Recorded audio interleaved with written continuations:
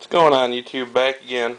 Did some spring turkey hunting last couple weeks. Season opened up May 1st here in upstate New York. Just giving you a quick overview of some of the things that I use in the field that have been successful so far. And then I'll take you downstairs and show where I'm getting the legs and the beard and the fan ready to get mounted. You don't really have to pay a taxidermy to do it. You can do it right at home by yourself, and it's relatively cheap. One thing that we like to try to do is get out in the woods before sunrise. So that's usually about 4:30, 5 o'clock here. It is light enough before you need a flashlight. Just some tips, what we found that worked the best. Apparently, from what I have learned this past season, is turkeys cannot see the light spectrum that's in the color red.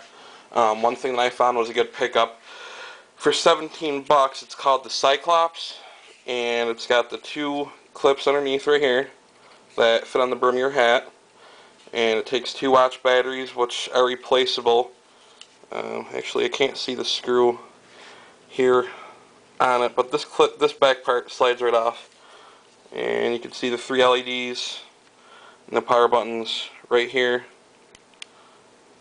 That is really bright for 3 LEDs. Gives enough light to see where you're going, get set up, get your decoys out, not be seen. One thing I also found to do, I had this 9 LED light I've had for about a year or so, and ended up finding like a red plastic you can get in any arts and crafts store. It's for doing a stained glass, or to look like stained glass. And I just took the lens out of it, traced it, cut it with an X-Acto, and oh crap, something must have happened when it got dropped this morning. I'll have to come back to that anyway. But no, trust me, it does work. This pouch here I find is very, very helpful out in the field. The head shroud we can carry in here, different spots for if you got any type of reed calls, accessory pouch here. I usually carry my flashlight, my wallet, and my game tags in there. Ammo pouch. Same thing on the other side. It is fully adjustable. Clips right on and off. I find it's easier to wear it across the shoulder and across the chest. Only it's easier to get on and off. Besides that, I've got my Carry Light Pretty Boy and Pretty Girl combo kit. This is my gun of choice for turkey. It is an Iver Johnson 12 gauge. Takes a maximum of a 2 3/4 inch mag. Single shot hammer action.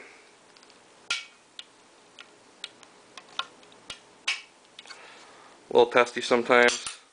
The choke is built and made right into the bore of the gun, and did some custom camo work on it. It's been like that for years. One thing I would definitely like to try doing is getting a recoil pad, especially people are like, oh, it's a 2 3/4, you know, that's a baby gun. Well, no, any gun's not a baby gun, but this does have a kick.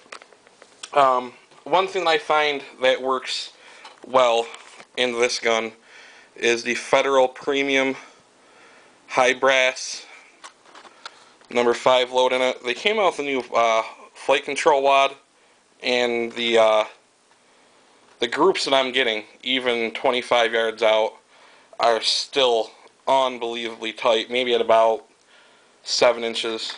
Yeah, and the local sporting goods store here, it's $11.99 for 2 3/4. However, if you prefer the 3-inch magnums, you're going to be paying just under $20 for a box of 10. Now, a lot of the questions that people have too, when I said high brass, this is your standard 6-shot, which is the size of the pellets, or the BBs, some people call them, that are inside the shell. And you notice here where the primer is, the brass comes up the shell, and it's mostly shell. The 2 3/4 Magnum high brass, as you can tell the difference, and I'll set them side by side. You can see it's called high brass for a reason. And this is a number 6 shot. This is a 5 shot, 1.5 ounce, 2 3/4 inch mag. Nice little shell for your gobblers. And that gives about that for the equipment. Well, actually, you know, I've been questioned on it a lot of why I use this. But when I had to reposition quick and the gobbler that I had come in yesterday morning, this is a Vanguard monopod. The head swivels full 360 degrees, and these feet adjust out from a lowest position of 24 inches to just about 6 feet and 3 inches. Plus this top screws off, and it has a universal screw that comes out that you can use for a digital camera or a handheld DVR. Why you'd want to use a monopod when you'd have to hold on to it anyway, no idea. So I'm going to cut this out, go downstairs, I'll show you where I got the fan set out. Actually, before I do that too, I found one thing at Gander Mountain, and I like this mount a lot. It was just under 30 bucks. You can mount 3 beards with the spurs. Comes with a brass nameplate, which you can see in the photo there. Goes underneath, and they use the wood burning etcher to etch in Tom and full strut goblin right there where the tail fan goes in. I live in a log home, so this is definitely going to fit in nicely to the inside of the house. Hopefully, so far what I use and what's worked for me so far this season helps you out.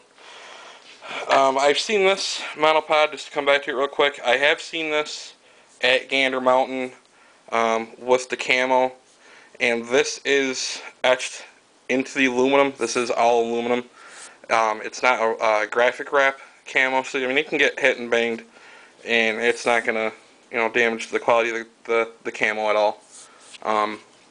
I actually found it at Herb Phillipson's, the same place where I bought the 2 3/4 inch mags, for $24.99 compared to another store which was just under $70.